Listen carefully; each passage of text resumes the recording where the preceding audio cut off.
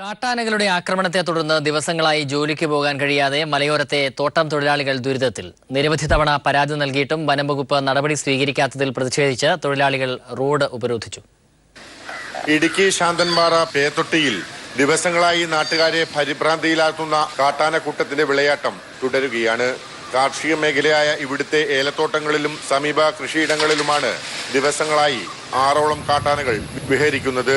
നിരവധി തവണ വനം വകുപ്പ് ഉദ്യോഗസ്ഥരെ വിവരമറിയിച്ചിട്ടും നടപടിയില്ലാത്തതിനെ തുടർന്ന് പ്രകോപിതരായ നാട്ടുകാർ പ്രതിഷേധവുമായി റോഡ് ഉപരോധിച്ചു. ഞങ്ങളിവിടെ നിരാഹാരം കിടക്കും. ഇതിനുള്ള തീരുമാനം ഉണ്ടാകാതെ ഞങ്ങൾ ഇവിടെ എഴുന്നേറ്റ് പോകത്തില്ല. ഇപ്പോൾ 4-5 ദിവസമായിട്ട് ഭയങ്കര ശല്യം. ഒറ്റ മനുഷ്യർ ഇത് പകലിൽ വന്ന് തോട്ടത്ത് തയ്യാറത്ത് നിൽക്കുന്നുണ്ട്, അണങ്ങാതെ നിൽക്കുന്നുണ്ട്. ഒരാൾ 2 ആൾ 3 പേര് പണിക്ക് പോകുന്നവർ ഭയങ്കര കഷ്ടം. ഇവിടെ വന്നിട്ട് നമ്മുടെ ഈ ഏരിയയിലാണ് 5-5 ദിവസം ഇന്നിപ്പോ ഇവിടെ നമ്മുടെ ഈ ലോക്കലിൽ വന്നു ഇന്നലെ തൊട്ട് ഇവിടെ സംഭരിച്ചേക്കാണ്.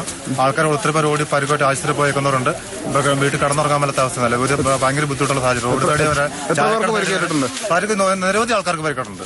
ആനശല്യം രൂക്ഷമായതോടെ ഏലത്തോട്ടങ്ങളിൽ തൊഴിലാളികൾ പണിക്കിറങ്ങിയിട്ട് ദിവസങ്ങളായി. വനത്തിനോട് ചേർന്ന പ്രദേശത്ത് ആനശല്യം ഒഴിവാക്കാൻ കിടങ്ങ് നിർമ്മിക്കണമെന്നതാണ് നാട്ടുകാർ ഉയർത്തുന്ന ആവശ്യം. News bureau, Idukki.